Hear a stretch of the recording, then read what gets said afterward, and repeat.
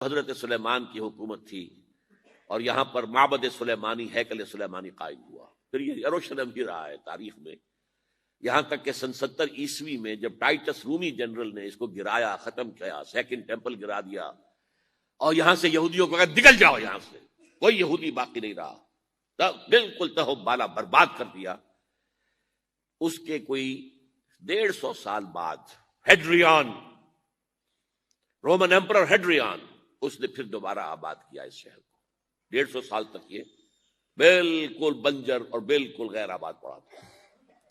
اب ہیڈریان نے جب آباد کیا تو اس کا نام ایلیا رکھا، اب یروشلم نام نہیں تھا. تو حضور کے زمانے میں پھر اس کا نام ایلیا. اور اب اس سے کیا معلوم ہو رہا ہے کہ یہ یروشلم مسلمانوں کے قبضے سے اس وقت نکلا ہوا ہوگا. ایک دفعہ پہلے نکلا تھا، 1099 عیسوی میں مسلمانوں کے ہاتھ سے نکلا. کروسیڈرز، عیسائیوں نے آ کر اس کو قبضے میں کیا، لاکھوں مسلمانوں کو مارا، قتل کیا. اس کو 1187 عیسوی میں واپس لیا ہے. کس نے لیا ہے؟ صلاح الدین ایوبی. کرد، عرب کھوکھلے ہو چکے تھے، عربوں نے کھویا، واپس نہیں لے سکے. بہت حکومت کر چکے تھے، 400-500 برس کی حکومت، اور ان کے عیش اور ان کے آرام، اب ان میں جان نہیں تھی کہ وہ واپس لے سکے. واپس لینے والا گرم کرد خون تھا، صلاح الدین ایوبی. تو گویا کہ اب آپ سمجھئے کہ 88 برس تک عیسائیوں کا قبضہ رہا یروشلم پر. اب 1967 میں یہودیوں نے قبضہ کیا ہے، اور اب 38 برس تو ہو گئے، 88 نہیں تو 38 برس تو ہو گئے ہیں. لیکن وہ دور آئے گا کہ اب پھر لیں گے. لینے والے عرب بھی نہیں ہوں گے، خراسان کے علاقے سے فوجیں آئیں گی. یہ خراسان کیا تھا؟ ایلیا تو میں نے آپ کو بتایا یروشلم کا نام ہے. خراسان اس زمانے میں ایک بہت بڑے ملک کو کہتے تھے. کچھ حصہ پاکستان کا بھی اس میں شامل ہے، کچھ حصہ ایران کا بھی ہے. ایران کے اس حصے کو اب بھی خراسان کہتے ہیں. خراسان ایک صوبہ ہے ایران کا، چھوٹا سا. پاکستان میں خاص طور پر یہ جو علاقہ مالاکنڈ ایجنسی کہلاتی ہے، اس سے اوپر جتنا علاقہ ہے، اور یہ جو واخان کی ایک پٹی آتی ہے اوپر، واخان افغانستان کی ایک پٹی سی دم سی چلی آتی ہے جو جا کر چائنا کی سرحد سے مل جاتی ہے، یہاں سے لے کے یہاں تک یہ جو مالاکنڈ کا وہ درہ ہے اور پہاڑ ہے، یہ بھی خراسان کا حصہ ہے. باقی تقریباً 2/3 آف افغانستان، ساؤدرن حصہ نہیں ہے خراسان کا حصہ، یہ سیستان کہلاتا تھا، یہ خراسان نہیں ہے. لیکن یہ کہ اوپر کا 2/3 آف افغانستان، اور اس کے ساتھ یہ جو عرب، جو اب یہ ترک ممالک آزاد ہوئے ہیں سوویت یونین کے ڈسولوشن کے ساتھ، یہ سارا علاقہ کہلاتا ہے خراسان بزرگ، دی گریٹ خراسان. ایک مرتبہ ایک یہاں کا جو کونسلیٹ ایران کا، وہ آئے تھے میرے پاس، ان کے ایک اہم آدمی. ان سے میں نے پوچھا خراسان، تو پہلے تو ان کا خراسان ہمارا ایک صوبہ ہے. میں نے کہا نہیں مجھے خراسان، او خراسان بزرگ، وہ جو آپ دی گریٹر خراسان کی بات کر رہے ہیں، وہ یہ تھا.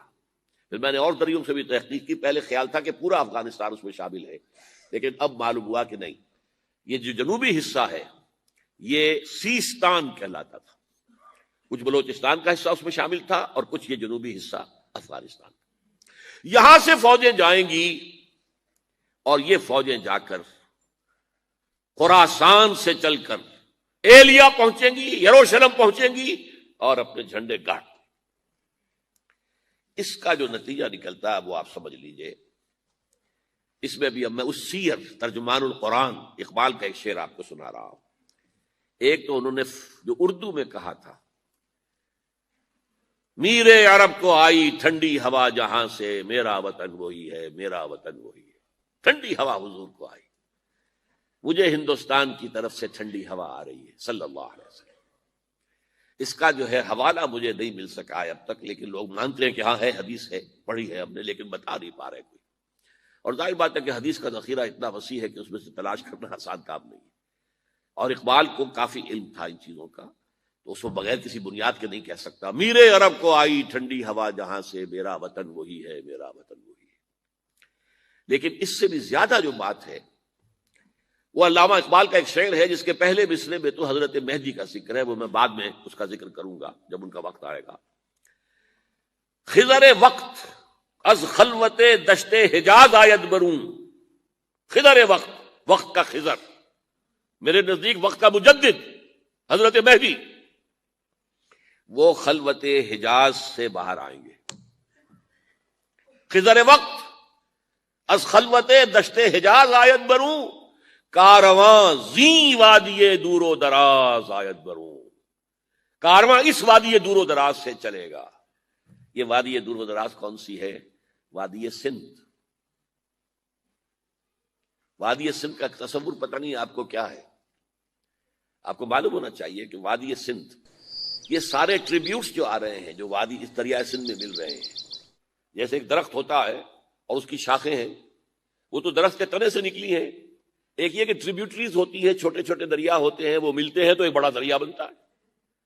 یہ ٹریبیوٹریز مشرق سے بھی آ رہی ہیں سندھ میں، اور مغرب سے بھی آ رہی ہیں. افغانستان کا جو مشرقی حصہ اسی وادی سندھ کے اندر ہے، اور یہ موجودہ پاکستان، بلکہ اس میں سے کچھ حصہ جو ہم چھوڑ چکے ہیں، ہم سے نکل گیا دریائے ستلج تک، یہ اس وادی سندھ کا حصہ ہے.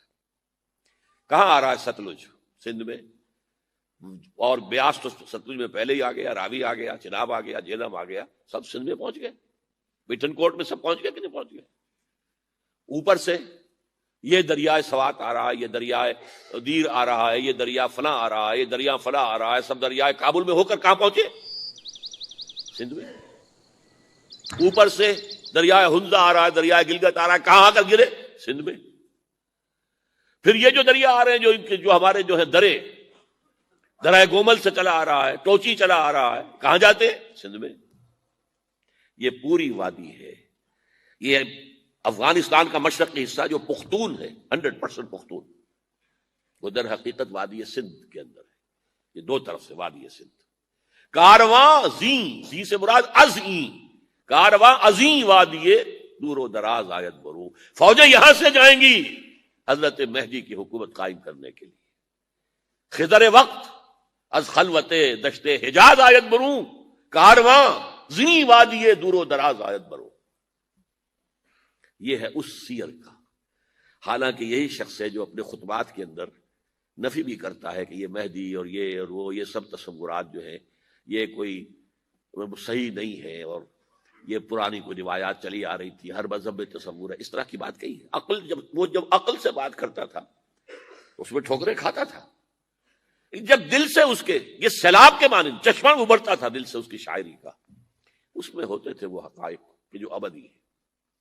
اس پر جو اشفاق صاحب ہوتے تھے ہمارے ہاں، اشفاق احمد ادیب، ڈرامہ نگار، تلقین شاہ، انہوں نے بڑی پیاری بات کہی تھی. اگرچہ ان کا مذاق اڑایا تھا روزنامہ نوائے وقت نے، بات بڑی پیاری تھی. اقبال ایک دن کا اقبال تھا، ایک رات کا اقبال تھا. دن کا اقبال فلسفی تھا، وہ اپنی عقل سے غور و فکر کرتا تھا. اس کا حاصل تو ہے وہ لیکچرز، خطبات، ان میں بہت سی باتوں پر علماء کو شدید اعتراض ہے. ایک رات کا اقبال تھا، اسے الہام ہوتا تھا، سیلاب آتا تھا شاعری کا، اور وہ اقبال جو ہے اصل اقبال ہے. اور اس کو کہا اقبال نے خود. ڈاکٹر یوئنگ ہوتے تھے جو پرنسپل تھے ایف سی کالج کے، ان کے نام سے یوئنگ ہال اب بھی موجود ہے نیلا گنبد چوک میں. ایک ہاسٹل بنایا تھا انہوں نے، یوئنگ ہال. ایک دعوت میں سب جمع تھے، ڈاکٹر یوئنگ بھی تھے، علامہ بھی تھے. یوئنگ نے بڑا تیکھا وار کیا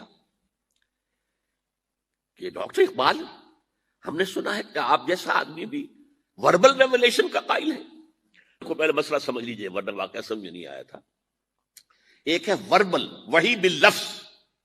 قرآن کے بارے میں ہمارا عقیدہ یہ الفاظ اللہ کے ہیں. ایک ہوتا ہے وحی، لیکن اس وحی میں لفظ جو ہے وحی کا نہیں ہوتا، بلکہ وہ انسپریشن کہلاتی ہے. کوئی بات آپ کے ذہن میں ڈال دی گئی، آپ نے اپنے الفاظ میں اس کو ادا کیا. تو یہ سمجھتے ہیں کہ وحی جو ہے یہ ہمیشہ وحی باللفظ وربل نہیں ہوتی. یہ عیسائیوں کا عقیدہ ہے. اور وہ عقیدہ کیوں بنایا ہے؟ اب ایک بات سے بات نکل رہی ہے. انجیلیں 100 سے زیادہ تھیں، اب بھی کم سے کم 4 کو کینونیکل کہتے ہیں. تو ان چاروں میں اختلاف ہے، تو کون سی انجیل ہے؟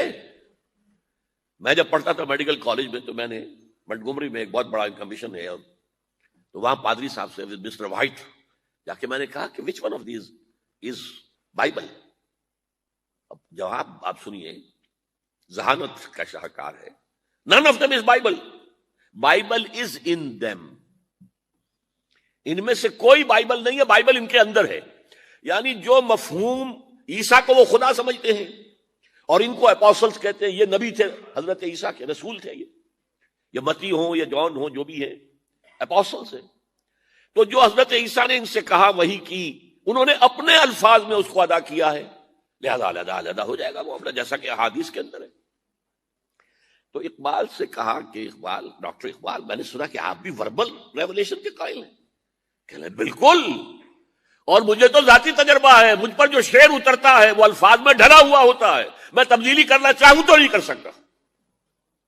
چپ ہو گیا یوئنگ، اب آگے کیا بولے گا یوئنگ. تو بہرحال اقبال کا یہ شعر جو ہے رات کے اقبال کا شعر ہے، یہ اس اقبال کا جس کو الہام ہوتا تھا.